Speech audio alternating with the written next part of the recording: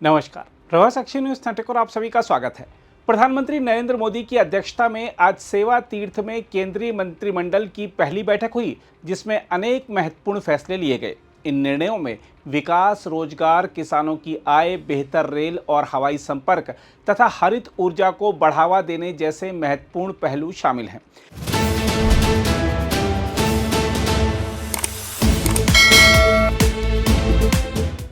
इन फैसलों से देश के विभिन्न क्षेत्रों में नई ऊर्जा, बेहतर सुविधाएं और आर्थिक गतिविधियों को गति मिलने की उम्मीद है। जहां तक मंत्रिमंडल की बैठक में लिए गए फैसलों की बात है, तो आपको बता दें कि सरकार ने केरल राज्य का नाम बदलकर केरलम करने के प्रस्ताव को मंजूरी दी है। यह निर्णय राज्य विधानसभा के सर्वसम्मत प्रस्ताव के अनुरूप है। संविधान के अनुच्छेद 3 के तहत आगे की प्रक्रिया पूरी की जाएगी। यह कदम भाषा आधारित राज्यों की ऐतिहासिक भावना का सम्मान है और स्थानीय पहचान को संवैधानिक मान्यता देने का उदाहरण भी है। इसके अलावा करीब 9,072 करोड़ रुपए की लागत से महाराष्ट्र, मध्य प्रदेश, बिहार और झारखंड के 8 जिलों में 3 मल्टी ट्रैकिंग परियोजनाओं को मंजूरी दी गई है। 307 किलोमीटर रेल नेटवर्क का विस्तार लगभग 5407 गांवों और 98 लाख आबादी को बेहतर संपर्क देगा। इससे माल परिवहन क्षमता में 52 मिलियन टन प्रतिवर्ष की वृद्धि होगी। कोयला, इस्पात, सीमेंट और खाद्यान्न जैसी वस्तुओं के परिवहन में सुगमता आएगी। तेल आयात में कमी और कार्बन उत्सर्जन में उल्लेखनीय गिरावट से पर्यावरणीय लक्ष्यों को भी बल मिलेगा। इसके अलावा केंद्रीय मंत्रिमंडल ने पावर ग्रिड को प्रति सहायक कंपनी 7500 करोड़ रुपए तक निवेश की अनुमति देकर ऊर्जा क्षेत्र को नई गति दी है। इससे 500 गीगावाट गैर जीवाश्म ऊर्जा क्षमता के लक्ष्य को प्राप्त करने में मदद मिलेगी। अल्ट्रा हाई वोल्टेज और हाई वोल्टेज डायरेक्ट करंट जैसी उन्नत ट्रांसमिशन परियोजनाओं में भागीदारी से सस्ती और स्वच्छ ऊर्जा उपभोक्ताओं तक पहुंच मिलेगी। साथ ही विपणन सत्र 2026-27 के लिए कच्चे जूट का न्यूनतम समर्थन मूल्य 5,925 रुपये प्रति क्विंटल तय किया गया है, जो उत्पादन लागत से 61.8% अधिक है। 2014-15 में 2,400 रुपये से बढ़कर अब 5,925 रुपये तक पहुंचना किसानों की आय में ठोस वृद्धि का संकेत है। साथ ही श्रीनगर अंतर्राष्ट्रीय हवाई अड्डे पर 1,677 करोड़ रुपए की लागत से सिविल एन्क्लेव का विस्तार कश्मीर घाटी में पर्यटन और रोजगार को बढ़ावा देगा। 1 करोड़ वार्षिक यात्रियों की क्षमता वाला आधुनिक टर्मिनल स्थानीय संस्कृति की झलक के साथ विकसित किया जाएगा।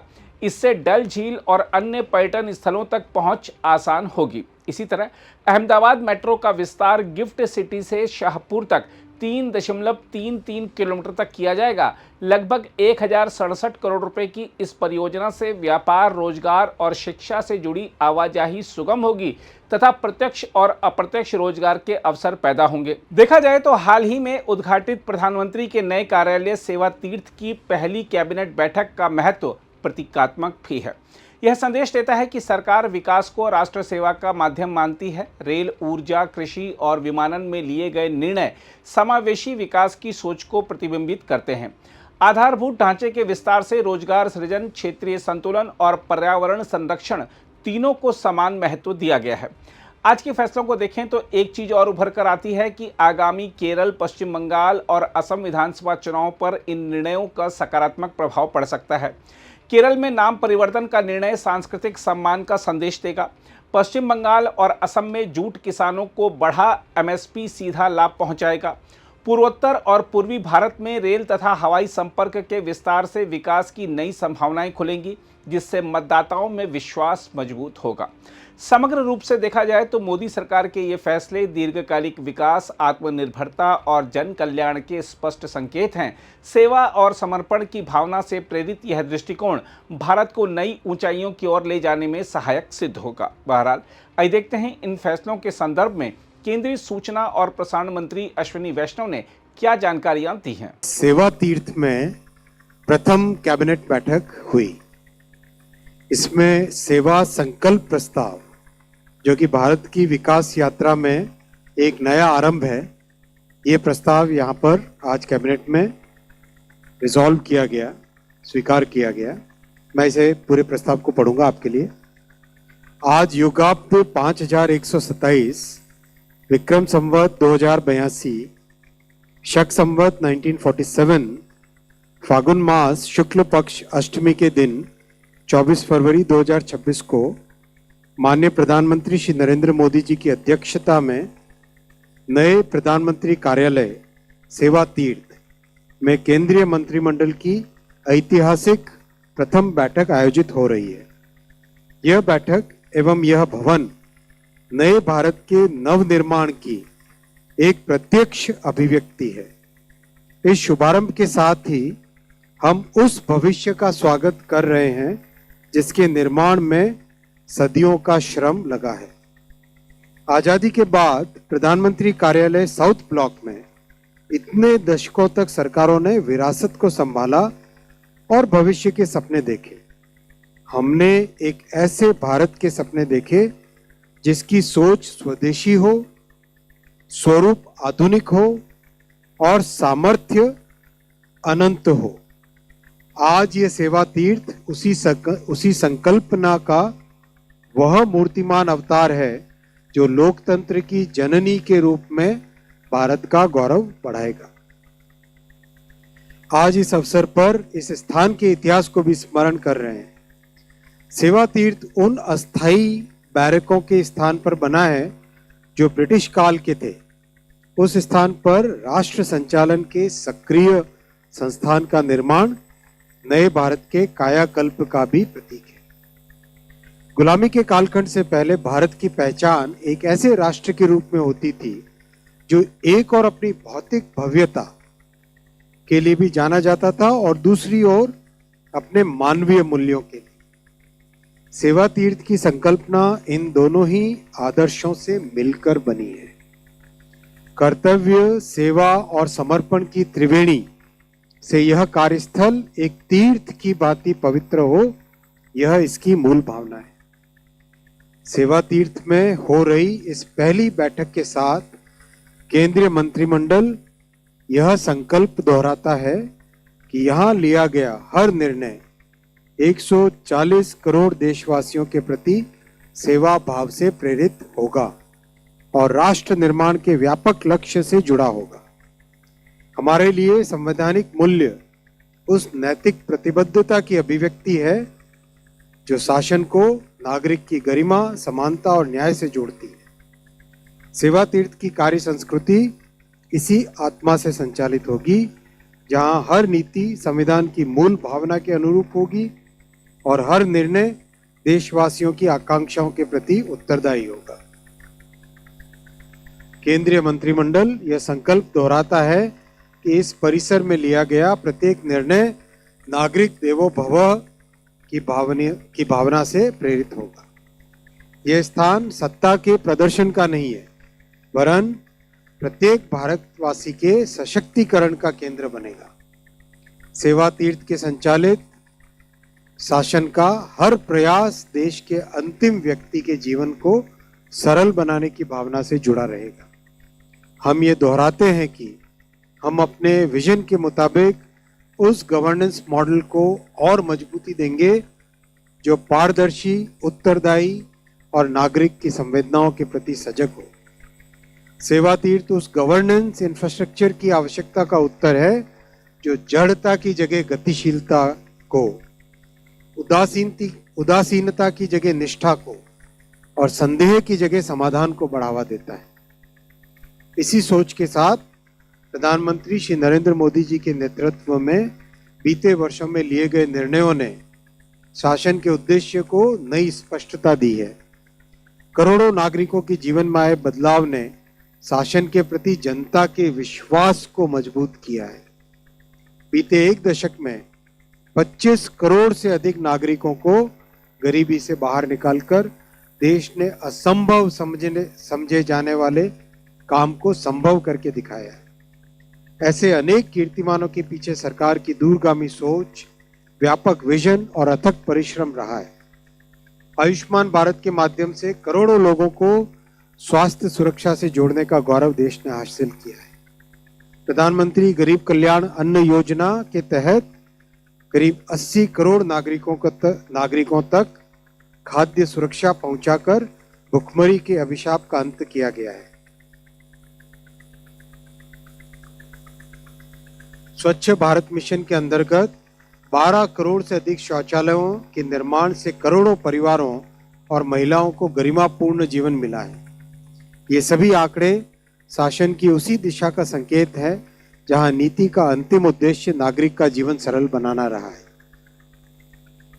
इसी तरह 4 करोड़ से अधिक घरों के निर्माण से करोड़ों परिवारों को सिर पर छत और सुरक्षा मिली है।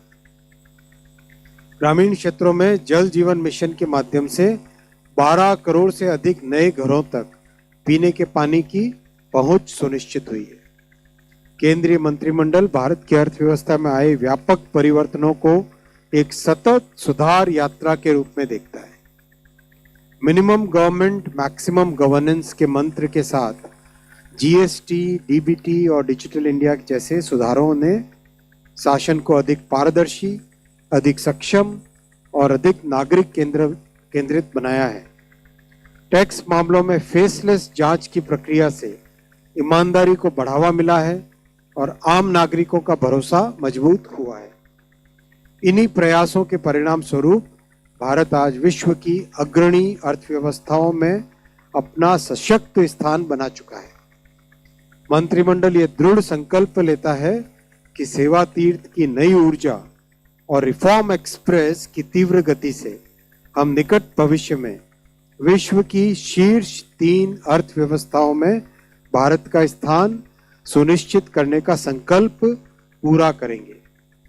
आज केंद्रीय मंत्रिमंडल स्वयं को विकसित भारत 2047 के राष्ट्रीय संकल्प के प्रति पुनः समर्पित करता है।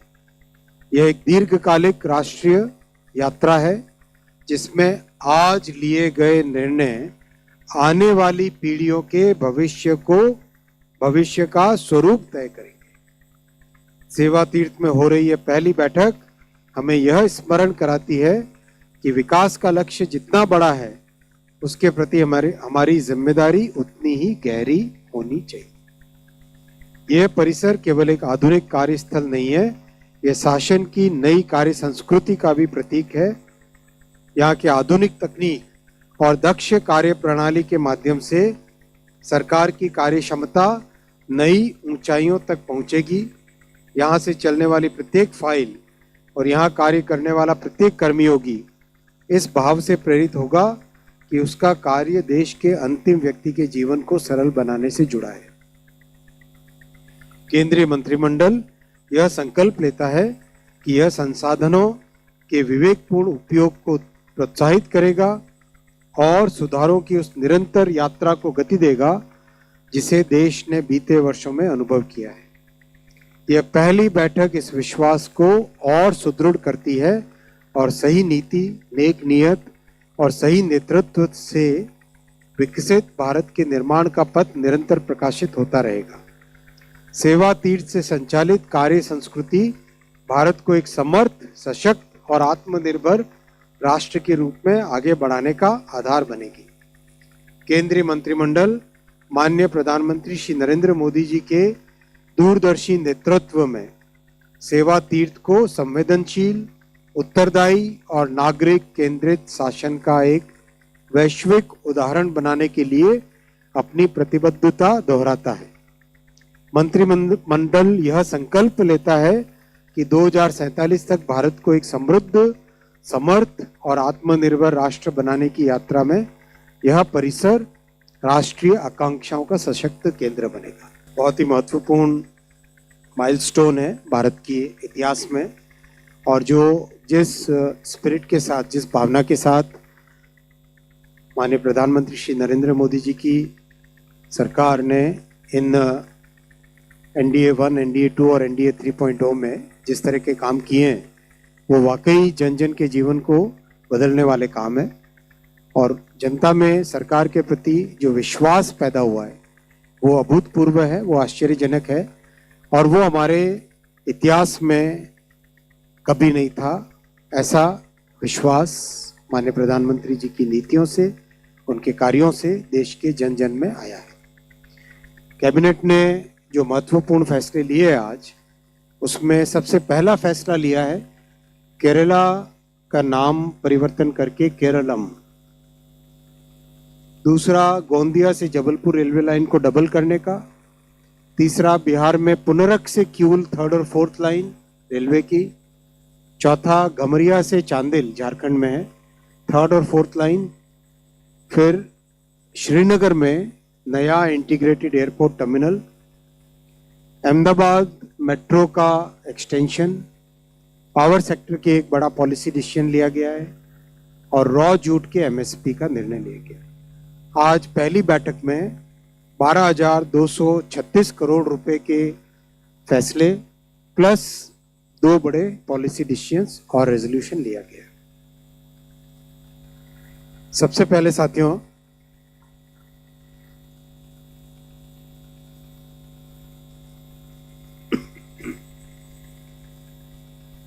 जब से भाषा के आधार पर राज्यों के डिलिमिटेशन हुए, राज्यों का निर्माण हुआ, तब से एक बड़ी डिमांड थी कि केरला का नाम केरलम होना चाहिए, जो कि मलयालम भाषा में केरलम कहा जाता है, इसलिए इसका नाम केरलम होना चाहिए। ये बड़े लंबे टाइम से डिमांड रही है। इस डिमांड को आज यूनियन कैबिनेट ने अप्रूवल दिया और इसका एक पूरा प्रोसेस है जिसमें राज्य सरकार और राज्य की विधानसभा का भी बड़ा रोल है। तो राज्य की विधानसभा के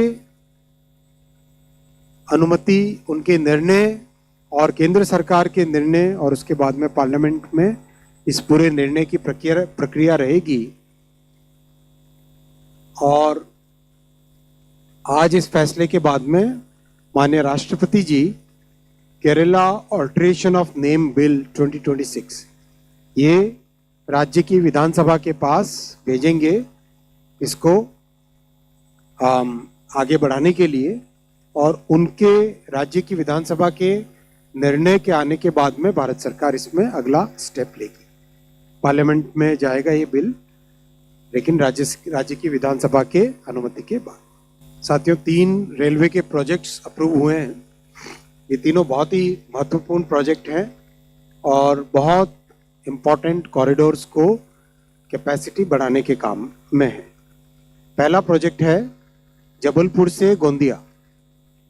जबलपुर से गोंदिया प्रोजेक्ट को हम अगर देखें तो नॉर्थ में, विशेषकर जो पूर्वांचल का एरिया आता है, प्रयागराज, बनारस, काशी और उसके बाद में बिहार और छत्तीसगढ़ और झारखंड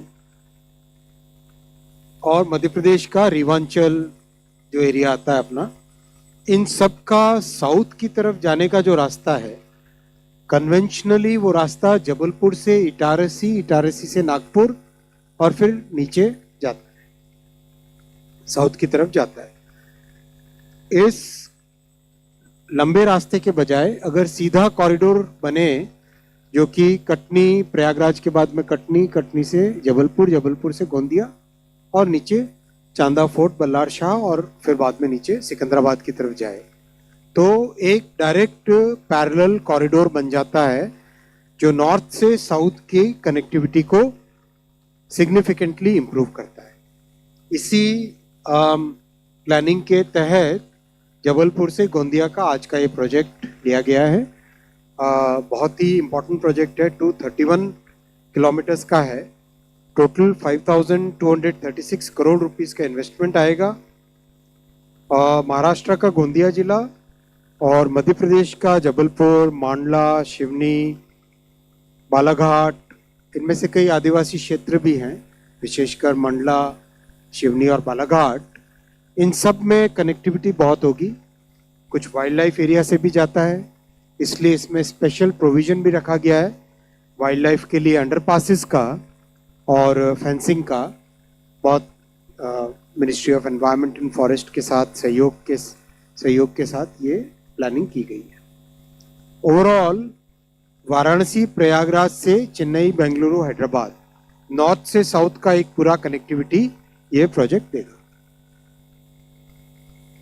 प्रोजेक्ट के डिटेल्स हैं, एक इम्पॉर्टेंट ब्रिज है नर्मदा जी पर और बाकी 65 मेजर ब्रिजेस हैं, 369 माइनर ब्रिजेस हैं और लेवल क्रॉसिंग्स, अंडरपासेस 88 हैं और करीब 5 साल का प्रोजेक्ट है ये। काफ़ी जगह लैंड एक्वायर भी करनी पड़ेगी क्योंकि सिंगल लाइन जहाँ से गुजर रही थी वहाँ पे लैंड भी एक्विजिशन करनी पड़ेगी। ओवरऑल एक इसका और इंटरेस्टिंग पॉइंट है कि जो रामायण सर्किट है उसको भी नॉर्थ में अयोध्या जी से साउथ में रामेश्वरम तक डबल लाइन का पूरा कॉरिडोर ये बनता है। तो अपने आप में ये भी इस प्रोजेक्ट की एक विलक्षण बात है। कई अच्छे टूरिस्ट डेस्टिनेशंस हैं, कान्हा नेशनल पार्क, पेंच टाइगर रिजर्व, काचर शिव टेम्पल, धुआंधार वाटरफॉल, कई तरह के और भी प्रोजेक्ट्स हैं और कई इंडस्ट्रीज भी इससे जुड़ती है। Total 7.6 million tonne extra cargo इससे आएगा। 16 crore kilogram carbon dioxide saving इससे होगी, which is equivalent to planting 63 lakh trees. अगर प्लांट करते हैं तो उससे जितनी कार्बन डाइऑक्साइड बचती है, सिक्वेस्टर होती है, उसके बराबर का सिक्वेस्टरिंग इस कार्बन डाइऑक्साइड की इस प्रोजेक्ट से होगी। देश की 350 करोड़ की लॉजिस्टिक्स कॉस्ट बचेगी और 78 लाख ह्यूमन डेज इस प्रोजेक्ट से जनरेट होंगे। अगला प्रोजेक्ट है पुनरक से Kiul 3rd and 4th line. ये प्रोजेक्ट बेसिकली पश्चिम बंगाल में कोलकाता से लेके प्रयागराज तक का जो मेन लाइन है, इस लाइन के अंदर ये गंगा जी के साउथ में है। ये प्रोजेक्ट गंगा जी के साउथ में जो पूरी मेन लाइन जाती है, इस मेन लाइन का प्रोजेक्ट है। कैपेसिटी बढ़ाने के लिए है, जैसे आप इस नक्शे में देखेंगे क्यूल से पुनरक, उसके आगे के भी कई प्रोजेक्ट्स ऑलरेडी टेकअप किए जा चुके हैं। ओवरऑल कोलकाता से लेके प्रयागराज तक 4 लाइनिंग क्वाड्रुपलिंग किया जाएगा, जिससे कि कंप्लीट ये कॉरिडोर हाई कैपेसिटी का कॉरिडोर बन जाए।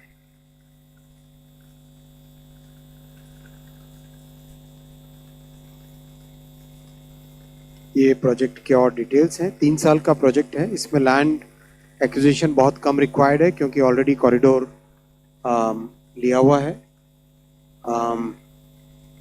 पटना से कनेक्टिविटी और काफ़ी हाई पॉपुलेशन डेंसिटी वाला एरिया है, तो कई नई गाड़ियाँ इससे चल पाएंगी। पैसेंजर ट्रेन्स कई नई चल पाएगी। मेल एक्सप्रेस का टाइम सेव होगा, स्पीड बढ़ेगी ओवरऑल एवरेज। और बिहार में पटना लखीसराय डिस्ट्रिक्ट्स में ये प्रोजेक्ट अभी अवस्थित है। 14 बहुत बड़े बड़े ब्रिजेस हैं। इम्पोर्टेंट ब्रिज कैटेगरी रेलवे में जो सबसे बड़ा ब्रिज होता है उसको इम्पोर्टेंट ब्रिज कहते हैं, वैसे इसका कैटेगराइजेशन चाहिए। तो ये और 18 मेजर ब्रिजेस हैं, 62 माइनर ब्रिजेस हैं। ओवरऑल काफ़ी बड़ा प्रोजेक्ट है। इंडस्ट्री भी जो आ रही है अभी बिहार में चुनावों के रिजल्ट के बाद में इंडस्ट्री ने बहुत इंटरेस्ट शो किया है, तो इंडस्ट्रियल ग्रोथ के लिए भी बिहार में इसका बेनिफिट होगा और रोजगार भी उससे जनरेट होगा। 8 crore kilograms carbon dioxide saving होगी इस प्रोजेक्ट से, which is equivalent to planting about 32 lakh trees. और देश के 178 करोड़ रुपीस की सेविंग होगी लॉजिस्टिक्स कॉस्ट में, और 34 लाख ह्यूमन डेज बचेंगे, जनरेट होंगे एम्प्लॉयमेंट। तीसरा प्रोजेक्ट है गम्हरिया से चांडिल। ये प्रोजेक्ट 3 बड़े स्टील क्लस्टर्स को सर्व करता है। एक टाटानगर को, दूसरा दुर्गापुर को और तीसरा बोकारो। इन तीनों स्टील प्लांट्स को सर्व करता है, तीनों स्टील क्लस्टर्स को सर्व करता है। इस प्रोजेक्ट में इस तरह से है कि जो आयरन ओर के एरियाज हैं, उन एरियाज के कॉन्फ्लुएंस पे ये प्रोजेक्ट है। अगर आप देखेंगे यहाँ पर ये ट्रायंगुलर एरिया देखेंगे, गम्हरिया, चांडिल, कांड्रा, सिन्नी, राजखरसवा, ये एरिया देखेंगे अगर आप, ये एक ट्रायंगुलर पॉइंट है जो कि ऊपर से नॉर्थ से साउथ की लाइन और ईस्ट से वेस्ट की लाइन, इन दोनों का कॉन्फ्लुएंस पॉइंट है, ये जंक्शन पॉइंट है। यहाँ पर हमेशा गाड़ियाँ डिले होती है बिकॉज मूवमेंट फ्रेट ट्रेन्स का है, प्लस पैसेंजर मेल एक्सप्रेस का है, इन सब का मूवमेंट यहाँ पे एक जगह पे आके एक बड़ा बॉटलनेक बनता है। इसीलिए बहुत केयरफुली प्लान करके थर्ड और फोर्थ लाइन इस तरह से डिजाइन की है कि ईस्ट से वेस्ट का ट्रैफिक डिस्टर्ब नहीं हो, नॉर्थ से साउथ का ट्रैफिक डिस्टर्ब नहीं हो, और जो ओरिजिनेटिंग ट्रेन्स है, ये आरएनओर के एरिया से जनरेटेड जो ट्रेन्स हैं, वो तीनों बड़े पॉइंट्स जो स्टील के हैं, टाटानगर, बोकारो और दुर्गापुर, इन तीनों पॉइंट्स पे आराम से जा सके। बहुत केयरफुली डिजाइन प्रोजेक्ट है। प्रोजेक्ट चाहे 50 किलोमीटर का, लेकिन इसका इम्पैक्ट बहुत बड़ा होगा ट्रैफिक में और मोबिलिटी में। 26 किलोमीटर रूट लेंथ है और ट्रैक लेंथ 50 किलोमीटर के आसपास आएगी। ट्रैक लेंथ है 68 किलोमीटर्स। 13 मेजर ब्रिजेस हैं, 59 माइनर ब्रिजेस हैं, और ओवरऑल करीब ये 3 साल का प्रोजेक्ट है, रफली करीब 3 साल का प्रोजेक्ट है। बहुत इंपॉर्टेंट इकोनॉमिक नोड्स हैं जहाँ पर पावर प्लांट्स हैं, स्टील प्लांट्स हैं, तो ये प्रोजेक्ट काफ़ी एक सिग्निफिकेंट इम्प्रूवमेंट लाएगा मोबिलिटी में। 6 करोड़ केजी कार्बन डाइऑक्साइड बचेगी, टाइम बहुत बचेगा। जो ईस्ट से वेस्ट वाली गाड़ियाँ, नॉर्थ से साउथ वाली जो ट्रेन्स हैं, उनका टाइम बहुत बचेगा इस प्रोजेक्ट के इम्प्लीमेंट होने से। ये बहुत इंपॉर्टेंट प्रोजेक्ट आज कैबिनेट ने अप्रूव किया, श्रीनगर एयरपोर्ट का नया इंटीग्रेटेड टर्मिनल बिल्डिंग। हम सब जानते हैं कि धारा 370 के हटने के बाद में वो जो दीवार थी बड़ी, उस दीवार के टूटने के बाद से कश्मीर में एक नई ऊर्जा आई है। देश दुनिया से सभी लोग कश्मीर जाना चाहते हैं, वैली जाना चाहते हैं, और वहाँ के प्राकृतिक सौंदर्य, वहाँ के infrastructure development, industrial development, social development, सब में लोग कंट्रीब्यूट कर रहे हैं। एयर ट्रैफिक की बहुत डिमांड है, रेल ट्रैफिक की भी बहुत डिमांड है, रोड ट्रैफिक की भी बहुत डिमांड है। तो एयर का ये टर्मिनल नया बनेगा, काफ़ी बड़ा टर्मिनल बनेगा, जो आज की जो कैपेसिटी उससे काफ़ी बड़ा बनेगा। ये पूरा इसका एयरपोर्ट के एरिया का मैप है। इस मैप में इसका मास्टर प्लान बन गया है एक्चुअली, जो मिनिस्ट्री ऑफ सिविल एविएशन से आपको डिटेल में शेयर भी करेंगे। एग्जिस्टिंग टर्मिनल के कंपैरिजन में एग्जिस्टिंग टर्मिनल करीब 20,000 स्क्वायर मीटर में है, नया टर्मिनल करीब 71,000 स्क्वायर मीटर्स में बनेगा, और इसमें 6 नए एरो ब्रिजेस बनेंगे। कैपेसिटी काफ़ी बढ़ेगी प्रोजेक्ट से। अभी existing capacity 950 peak hour passengers है, PHP। इसके बाद में करीब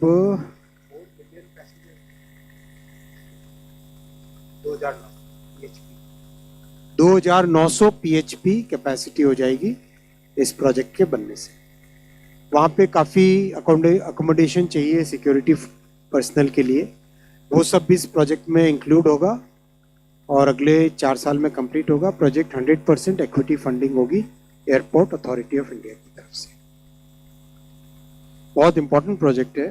मल्टी लेवल कार पार्किंग होगी इसमें, स्पेस को ऑप्टिमाइज किया जाएगा, और एक लोकल जो हमेशा रहता है कि माननीय प्रधानमंत्री जी का कि जो लोकल कल्चर है वो वहाँ की बिल्डिंग्स में दिखे, वैसा भी इसमें होगा, और देश भर की झांकी भी इस प्रोजेक्ट में आएगी।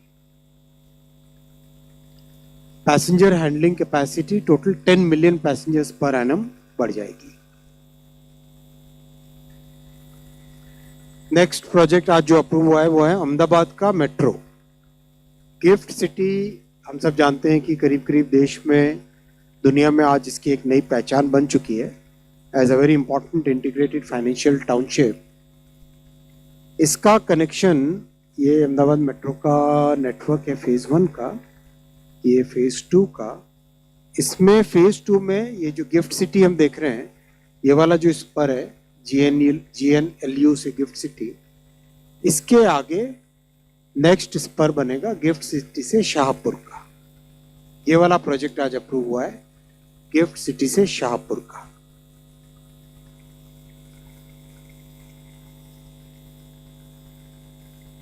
अहमदाबाद मेट्रो अहमदाबाद शहर के ट्रैफिक में, ट्रांसपोर्टेशन, पब्लिक ट्रांसपोर्ट में बहुत बड़ा एक फैक्टर बन चुका है। डेली कम्यूटर 1.6 लाख तक पहुंच चुका है, क्रॉस हो चुका है। और इस प्रोजेक्ट से बढ़ने से गिफ्ट सिटी और उसके आगे जो बहुत सारे रेजिडेंशियल एरियाज है जहां से लोग गिफ्ट सिटी में काम करने के लिए आते हैं, उनके लिए बहुत बड़ी ये कनेक्टिविटी बन जाएगी।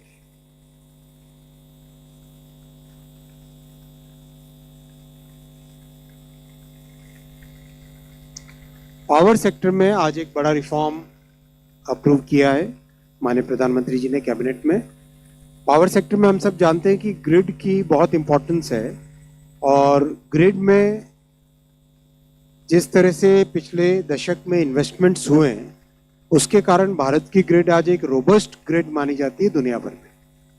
और भारत में clean power generation, renewable power generation की कैपेसिटी 50% से अधिक है, जो कि दुनिया के बहुत समृद्ध देश भी ये टारगेट अचीव नहीं कर पाए। वो टारगेट हमने 2030 के टारगेट्स को 2025 में ही अचीव कर लिया था। रिन्यूएबल एनर्जी के लिए ग्रिड को बहुत रोबस्ट होना पड़ता है, उसके लिए ग्रिड में लगातार और इन्वेस्टमेंट्स की जरूरत है। और विशेषकर जैसे जहां जहां भविष्य में पावर जनरेशन की और पावर डिमांड के ओरिजिन और डेस्टिनेशन, ये जो नए नोड्स उभर के आ रहे हैं इस नेटवर्क में, उनको आज ही कनेक्ट करना पड़ेगा, जिससे कि पावर जनरेशन और डिमांड को हम भविष्य में टाइमली मीट कर पाए। That's why this decision was taken today. इस डिसीजन में पावर ग्रिड कॉर्पोरेशन को उनका इक्विटी कंट्रीब्यूशन का जो 5,000 करोड़ रुपीस का लिमिट था, वो बढ़ा के 7,500 करोड़ रुपीस का लिमिट किया गया। इससे बहुत सारे प्रोजेक्ट्स जिसमें अब तक ये पावर ग्रिड की तरफ से बिड नहीं हो सकती थी, अब बिड कर पाएंगे और पावर ग्रिड बड़े लेवल पे पार्टिसिपेट कर पाएगा पावर हमारी ग्रिड को स्ट्रेंथन करने। मौसम बदल गया है।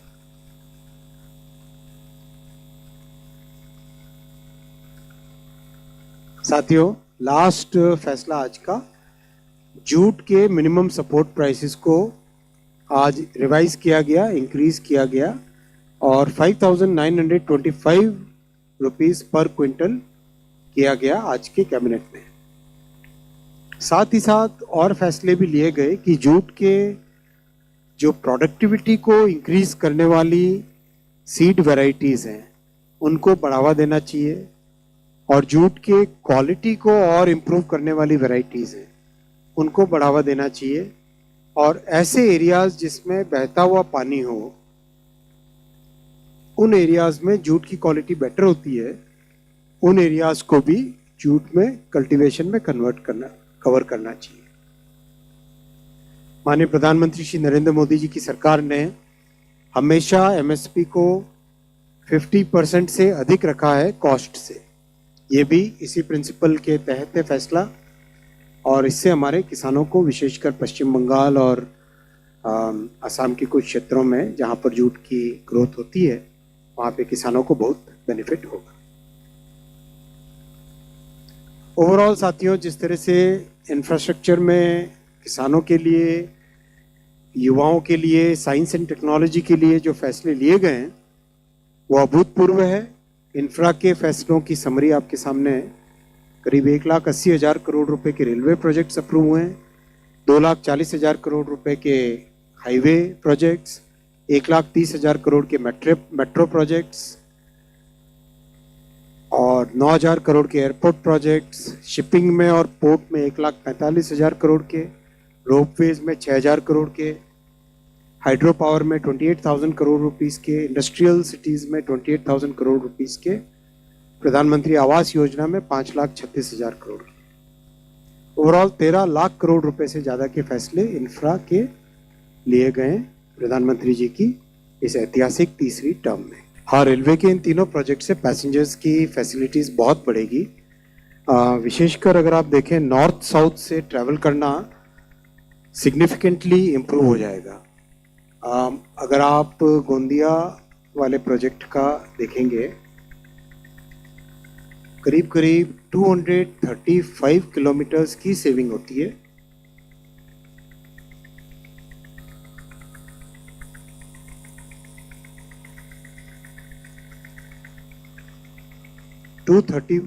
ये कितने किलोमीटर की सेविंग है? 292 किलोमीटर की सेविंग होती है नॉर्थ से साउथ वाले रूट में। तो सब्सटेंशियल टाइम सेव होगा, सब्सटेंशियल कैपेसिटी बढ़ेगी और कई नई पैसेंजर और मेल एक्सप्रेस गाड़ियां चालू कर पाएंगे इस प्रोजेक्ट के बनने से। जैसा आपको बताया, पहले जबलपुर से इटारसी, आमला, नागपुर होते हुए आना पड़ता था। अब सीधा जबलपुर से नैनपुर होते हुए गोंदिया डायरेक्टली साउथ की तरफ आ सकते हैं। तो सब्सटेंशियल इंप्रूवमेंट आएगा और पैसेंजर कैपेसिटी बहुत बढ़ेगी। द्वेष, आपके प्रश्न का जवाब है कि पैसेंजर कैपेसिटी भी बहुत बढ़ेगी। खासकर जो वो ट्रायंगुलर पोर्शन था जिसके कारण बहुत सारी गाड़ियां डिले हो जाती थी उस पर्टिकुलर एरिया में पहुंचने के बाद में, तो उसके कारण काफ़ी सब्सटेंशियल इम्प्रूवमेंट आएगा। टीम ने बताया कि इन तीनों प्रोजेक्ट्स के कारण 38 नई ट्रेन्स चला पाएंगे जो पैसेंजर्स के लिए होगी, चाहे मेल हो चाहे सुपरफास्ट हो, किसी भी कैटेगरी में हो। 38 नई पैसेंजर से रिलेटेड गाड़ियां इससे चला पाएंगे। कैपेसिटी काफ़ी बढ़ेगी। प्रोजेक्ट करीब करीब 3 से लेकर 5 साल के पीरियड में होंगे। जो आपका प्रश्न था कि कितने समय में ये हमको फैसिलिटीज़ मिलेंगी, 3 से 5 साल के पीरियड हैं इसके कंप्लीट होने के। श्रीनगर का ट्रैफिक इंक्रीज कितना हुआ? 2 मिलियन था 2021 में, प्रेजेंट ट्रैफिक 4.5 मिलियन हो चुका है, यानी डबल से ज़्यादा हो चुका है 24-25 में compare to 2021। Almost more than double हो चुका है ट्रैफिक श्रीनगर एयरपोर्ट में। एग्जिस्टिंग कैपेसिटी 3 मिलियन की है, ओवर कंजेस्टेड है नेचुरली। नए टर्मिनल से 10 मिलियन की कैपेसिटी हो जाएगी। पावर सेक्टर के इस रिफॉर्म से जो सबसे बड़ा बेनिफिट ये होगा कि जो बड़े प्रोजेक्ट्स होते थे, उन बड़े प्रोजेक्ट्स में जहाँ पे ज़्यादा इक्विटी की ज़रूरत होती थी, वहाँ पे पावर ग्रिड पार्टिसिपेट कर नहीं पाता था, compete नहीं कर पाता था, उसमें पार्टिसिपेट नहीं कर पाता था, क्योंकि इसका लिमिट था 5,000 करोड़ रुपीस तक की इक्विटी आप एक सब्सिडरी में लगा सकते हो, उससे ज़्यादा इक्विटी नहीं इन्वेस्ट कर सकते। 7,500 करने से बड़े प्रोजेक्ट्स में भी पावर ग्रिड की पार्टिसिपेशन बढ़ जाएगी। और अभी बहुत सारे HVDC high voltage direct current के प्रोजेक्ट्स नए बनाए जा रहे हैं, जो हमारी ग्रिड को आने वाले समय के हिसाब से बहुत एक रोबस्ट ग्रिड बनाने का काम है। उन सब प्रोजेक्ट्स में कैपिटल बहुत लगता है, इक्विटी भी प्रोपोर्शनेटली ज़्यादा लगती है, तो उन सब में पार्टिसिपेट कर पाएंगे। श्रीनगर का एक और चार्ट अगर आप देखें, बिल्कुल एकदम स्ट्रेट जंप है, एक्सपोनेंशियल ग्रोथ है ट्रैफिक की। ये चार्ट भी हम शेयर कर सकते हैं मीडिया के साथ। तो आपको जब ये डेक PDF भेजेंगे इसका, उसके साथ ये चार्ट का PDF भी भेज देंगे। सेवा तीर्थ में सेवा के मैसेज को रीअफर्म किया गया, रीएम्फसाइज किया गया। सभी कैबिनेट के मंत्रियों को सबके साथ डिटेल में डिस्कशन हुआ और माननीय प्रधानमंत्री जी के विजन को, इस दूरगामी सोच को किस तरह से रिफॉर्म्स में कन्वर्ट करें, किस तरह से हर नागरिक के जीवन में सुधार आए, चेंज आए और नई अपॉर्चुनिटीज बने, वो सब इस रेजोल्यूशन में क्लियरली स्पष्ट तौर पे दिखता है।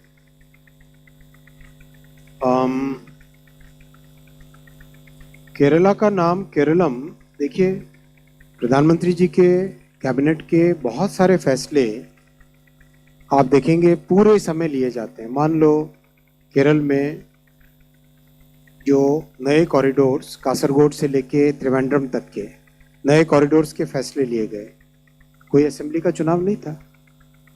वंदे भारत ट्रेन चलाई गई थी, तब कौन से असेंबली के चुनाव थे? चुनाव अपनी जगह पे होते रहेंगे, लेकिन जो भी देश के हित में फैसले हैं उन फैसलों को लिया जाएगा। केरला से केरलम नाम करने में राज्य सरकार का भी एक एक्शन आइटम रहता है असेंबली का, तो वो प्रोसेस जैसे जैसे कंप्लीट होगा वैसे वैसे आपके सामने जानकारी रखते जाएंगे। ट्राइबल एरियाज में बेसिकली 3 जिले ऐसे हैं जो ट्राइबल डोमिनेटेड जिले हैं। और अगर आप ये एरिया देखें, छिंदवाड़ा, बालाघाट, नैनपुर, शिवनी, गोंदिया, दुर्ग, ये सारा एरिया ट्राइबल एरिया माना जाता है। इसमें काफ़ी कनेक्टिविटी बढ़ेगी। यहाँ से रहने वाले आदिवासी परिवारों को कनेक्टिविटी सिग्निफिकेंटली बेटर मिलेगी। अगर आप भी लेना चाहते हैं देश दुनिया की तमाम जानकारी तो आज ही सब्सक्राइब करें हमारे चैनल को। साथ ही नीचे दिए बेल आइकन को जरूर दबाएं ताकि हर अपडेट आप तक पहुंच सके।